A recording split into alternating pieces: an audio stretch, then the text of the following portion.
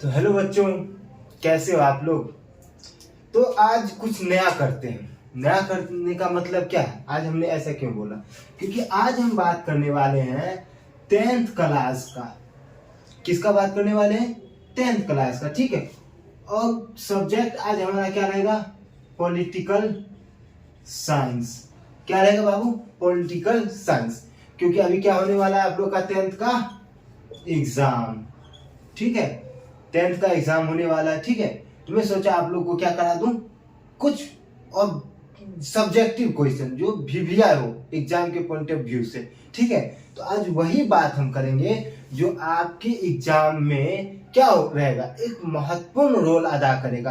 कुछ बहुत सारी जो देखो, बहुत सारी किताबें पढ़ लेने से आप परीक्षा में टॉप नहीं कर जाओगे।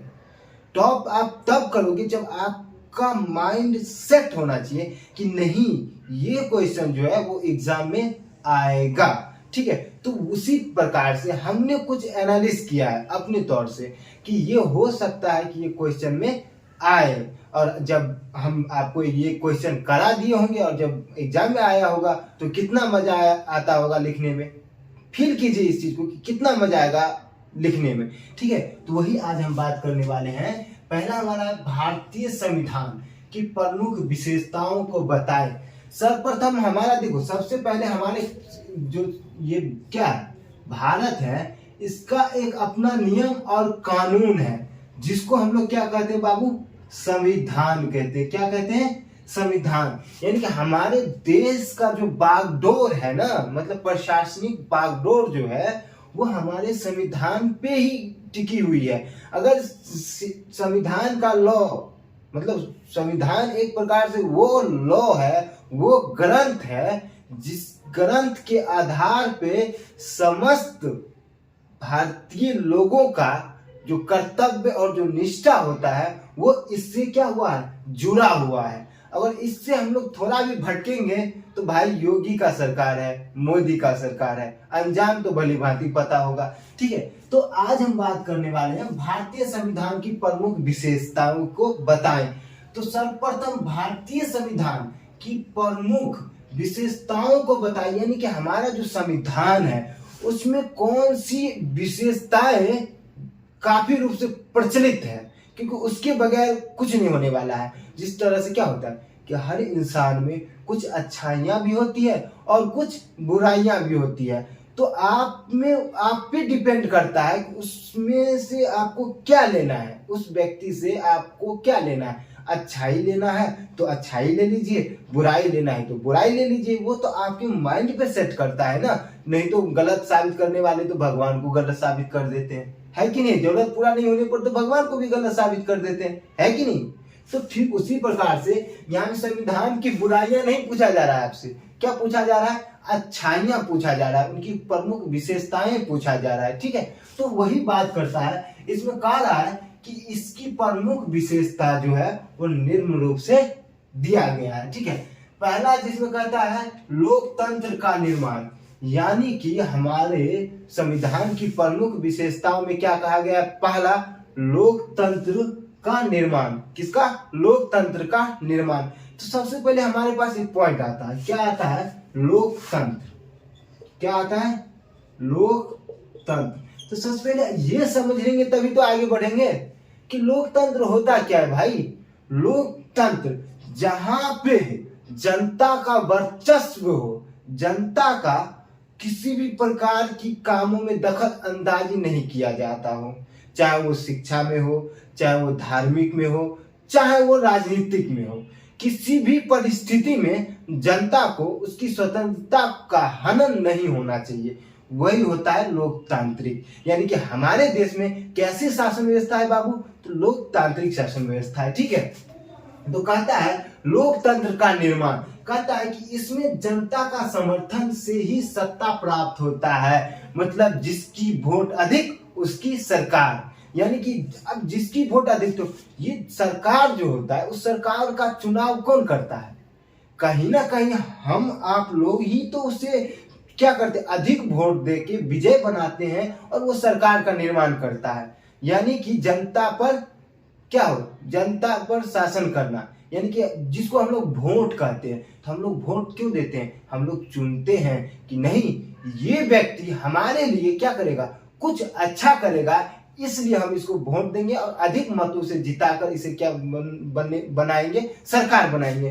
तो कहता है इसमें जनता का समर्थन से ही क्या बनता है, सत्ता बनता है। तो कहीं न कहीं लोकतंत्र में कैसी व्यवस्था होती है, जनता की व्यवस्था होती है, यानी कि जनता के द्वारा चुना गया ही व्यक्ति क्या हो सकता है, शासक बन सकता है। ठीक है, आगे कहता है शासन का संचालन। भाई हमने तो अब क्या किया, हमने तो वोट देके बहुमत देकर उसे सरकार तो बना दिया, लेकिन अब उस सरकार की कुछ अपनी व्यवस्थाएं हैं, कुछ अपनी विधि विधान है जिसके अंतर्गत उसे चलना पड़ेगा। ठीक है, तो उसमें कहता है पहला कि शासन का संचालन, यानी कि जिसको हम शासक बना के भेजे हैं वो अपने शासन का संचालन किस ढंग से करता है, किस तौर तरीके से करता है। ठीक है, तो कहता है राजनीतिक दल चुनाव में बहुमत प्राप्त करके अपने सरकार का निर्माण करता है, यानी कि शासन का संचालन तभी होगा अब राजनीतिक दल जो है चुनाव में बहुमत प्राप्त करेगा, यानी अधिक वोट उसे मिलेगा, तभी वो क्या कर पाएगा, शासन का संचालन कर पाएगा। क्योंकि वोट उसे अधिक मिलेगा तभी वो सरकार बनेगा, और जब वो सरकार बनेगा तभी वो शासन का क्या करेगा, संचालन करेगा, अन्यथा नहीं करेगा। तो बाबू उसमें यही कहता है कि राजनीतिक दल चुनाव में बहुत बहुमत प्राप्त करके अपना सरकार का क्या करता है, निर्माण करता है। तो क्या करता है कि सरकार का निर्माण करता है। ठीक है बच्चों, और कहता है कि जिसको बहुमत प्राप्त नहीं होता है वो विपक्ष में बैठता है।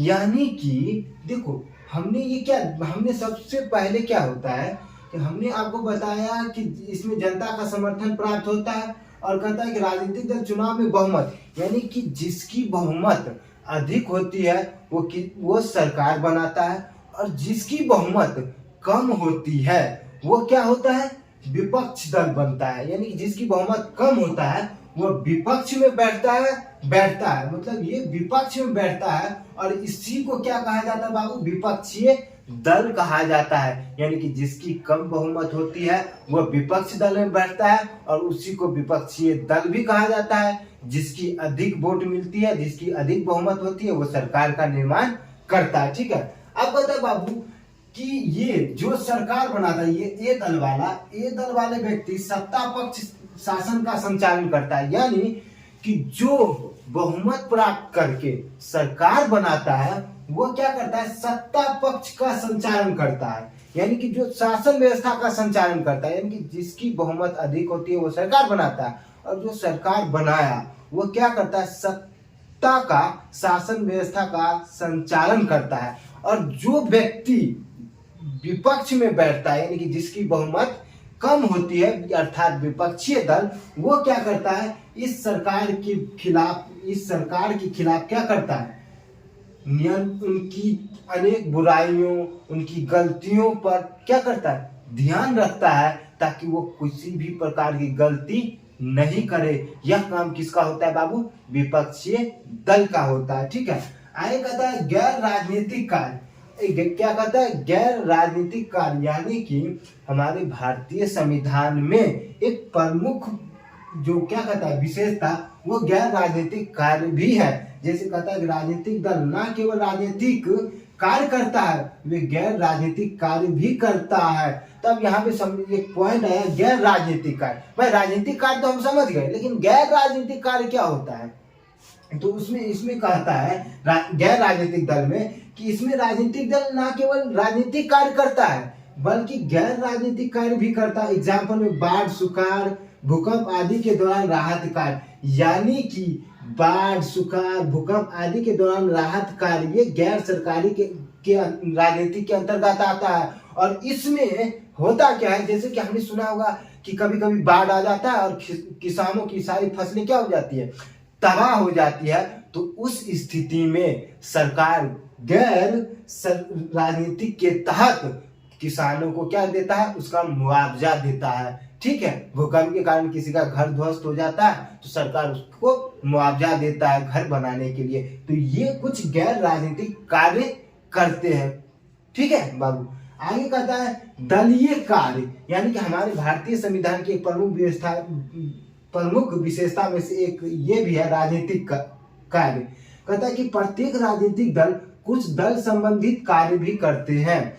अब कुछ दल संबंधित, दल मतलब क्या होता है कि अधिक मतदाताओं को अपने दल का सदस्य बनाना, यानी कि राजनीतिक दल के कुछ दल को क्या करते हैं, जिसके अधिक मतदाताओं होते हैं उनको अपने में मिलाता है और अपना सदस्य बनाकर उससे नीति व कार्यक्रम का प्रचार प्रसार आदि कामों में क्या करते हैं, उनका उपयोग करते हैं। ठीक है, और अगला हमारा विशेषता नीतियां तथा कार्यक्रम तय करना, मतलब इसमें क्या होता है कि विभिन्न सारी नीतियां को क्या किया जाता है, बनाया जाता है। जैसे अभी फिलहाल में नीति बनी हुई थी क्या, कि 6 से 14 वर्ष के बच्चों को निःशुल्क शिक्षा का अधिकार, तो ये भी एक प्रकार की नीति थी। लोगों ने सोचा कि ये नीति बनाने से क्या होगा, जनता का भला होगा और साथ में उनके बच्चे जो पीढ़ी में आगे बढ़ेंगे